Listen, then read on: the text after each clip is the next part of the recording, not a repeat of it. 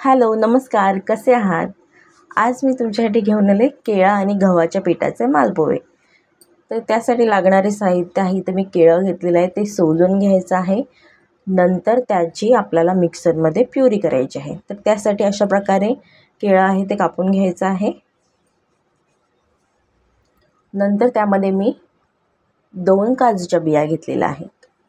तर तुम्हाला दुसरं अजून काही बदाम, काजू, पिस्ता वगैरे घालायचं असेल तर घालू शकता. मी काजू बिया घेतलेल्या आहेत. अशा प्रकारे प्युरी करून घ्यायची आहे. ती प्युरी एका भांड्यामध्ये काढून घ्यायचं आहे. नंतर त्यामध्ये आपल्याला 2 चमचे गव्हाचं पीठ घ्यायचं आहे. जर जास्त माणसं असतील तर तुम्ही त्याचं प्रमाण वाढवू शकता. इथे मी 2 चमचे गव्हाचं पीठ घेतलेलं आहे. नंतर त्यामध्ये थोडंसं मीठ टाकलेलं आहे आणि 2 चमचे साखर घेतलेली आहे.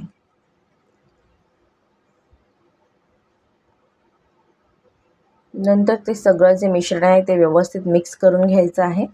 त्याच्या गाठी राहता कामा नये. ते असं व्यवस्थित मिक्स करून घ्यायचं आहे. त्यासाठी मी पाण्याचा वापर केलेला आहे. तुम्ही दूध हवं असेल तर दुधाचाही वापर करू शकता. इथे मी थोडं अर्धा कप पाणी घेतलेलं आहे.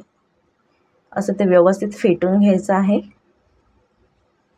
अशा प्रकारे फेटून घेतल्यानंतर एकदम मऊसूत आपलं जे हे आहे मिक्सचर ते झालं पाहिजे.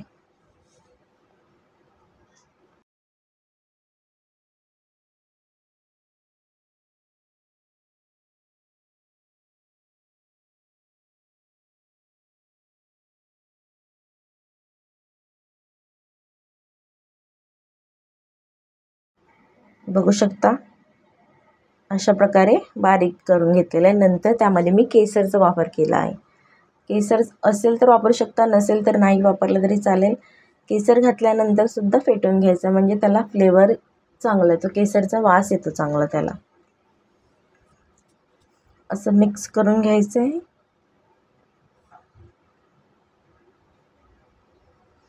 नंतर मी एक पॅन घेतलेला आहे. त्यामध्ये मी 1 ते 1.5 चमचा तेलाचा वापर केलेला आहे.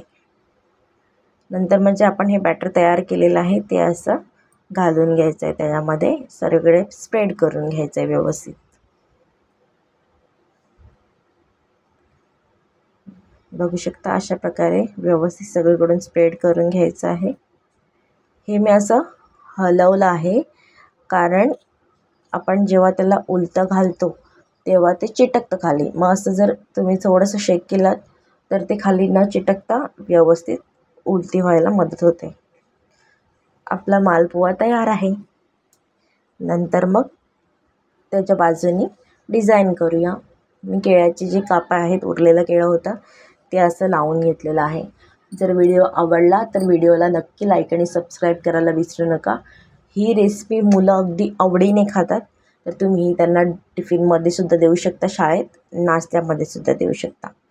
थँक्यू.